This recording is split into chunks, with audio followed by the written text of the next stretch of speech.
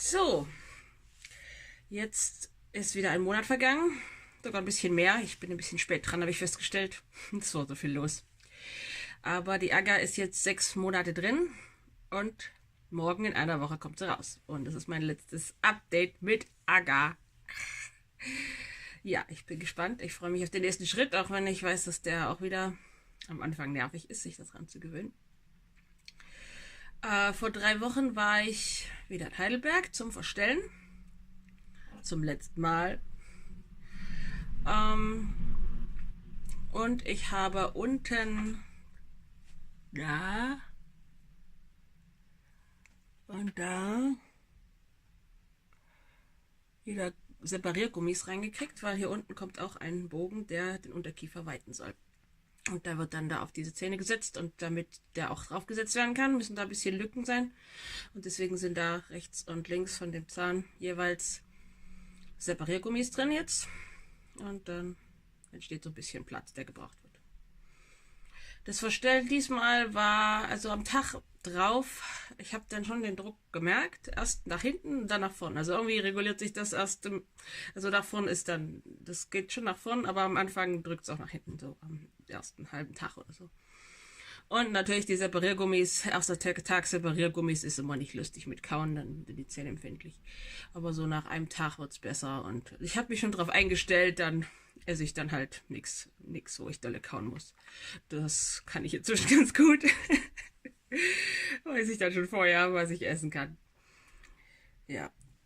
Dieser Monat war, naja, eigentlich unspektakulär, außer dass ich mich echt freue, dass die Aga jetzt rauskommt, weil da ist oben diese eine Stelle, wo hinter diesem Draht sich doch irgendein Rest verfangen hat, den ich nicht richtig rauskriege. Also es war immer ein bisschen entzündet, manchmal mehr, manchmal weniger. Hat sich zum Glück nicht so ausgebreitet, so richtig, dass es akut war oder so. Dann war aber wieder mehr drin, dann habe ich es wieder rausgemacht mit meiner Nasenspray-Methode.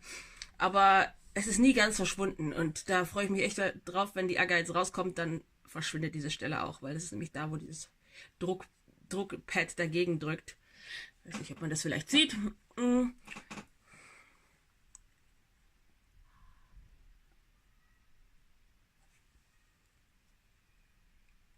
Ja, das ist ein bisschen dicker. Wo der Draht endet. Da ist fast immer irgendwie. Ja, es ist nicht doll auf Dauer, aber es ist ja nicht mehr lange jetzt, nur noch eine Woche. Ja, ich habe leider keinen besseren Spiegel, um euch meine ganzen Zähne zu zeigen. Da war nämlich ein Kommentar, ob man das vielleicht besser zeigen kann, aber ich werde den Zahnarzt mal bitten, mir die Vorher-Nachher-Fotos zu geben, und dann kann ich die euch zeigen. Ich hoffe, der macht das, aber eigentlich müsste das ja kein Problem sein. Ja, und jetzt zähle ich die Tage. Und bin gespannt, wie das dann weitergeht. Ich habe gehört, dass es recht unangenehm ist, die Aga rauszukriegen und ein neues rein. Ja. Aber man gewöhnt sich dann wohl nach 2, 3 Tagen dran, und dann ist es besser als vorher. Also die Aga ist doch durch diese Dinger hier an der Seite, vor allem denke ich, und durch dieses da innen recht störend, und nachher ist es dann nur noch Brackets oben und unten und dann so ein Bogen oben und unten. Also angeblich wohl ganz okay zu ertragen, wenn das gut angepasst ist. Ja, sonst einzigste, was ich habe ich das letzte Mal, glaube ich, schon berichtet, dass ich gemerkt habe, dass meine Schneidezähne länger geworden sind quasi. Also das Zahnfleisch zurückgegangen ist oder keine Ahnung, die Zähne weiter rausgekommen sind. Also das ist schon ziemlich deutlich. Also ja, aber das sind halt so eigentlich Kleinigkeiten, die ich halt in Kauf nehme für das große Ganze, weil der Gesamtnutzen, der ist schon sehr deutlich. Also ich habe diese ganzen Probleme nicht mehr, die ich vorher hatte mit Zähnepressen und Kopfschmerzen und so. Ich kriege manchmal noch Kopfschmerzen hier, direkt an der Ecke vom Atlas. Da ist auch der Muskel ein bisschen schmerzhaft, immer. Ich weiß nicht, wie ich das wegkriege, ob ich das wegkriege. Aber wenn dann hier so Kopfschmerzen entstehen, dann brauche ich nur diesen Muskel ein bisschen zu massieren, also so drauf drücken auf den Triggerpunkt, bis der Muskel sich entspannt. Und dann sind die Kopfschmerzen wieder weg. Also nie wie vorher, wo ich Kopfschmerzen hatte, die über meinen ganzen Kopf gezogen sind und zum Teil dann mir richtig übel geworden ist, dass ich mich übergeben musste, so richtig migränemäßig. Das habe ich überhaupt nicht mehr. Und auch meine Körperhaltung ist echt besser geworden.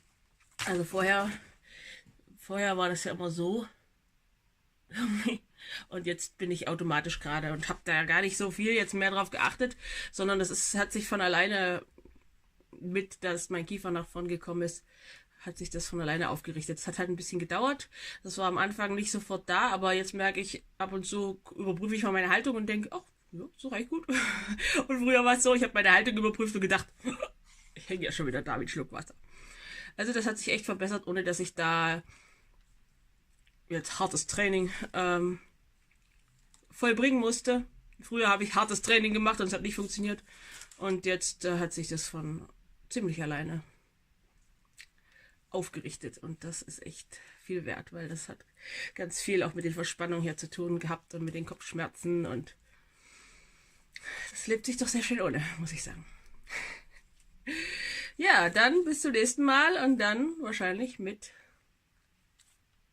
richtiger Zahnspange. Wie ein Teenager-Mädchen. Tschüss.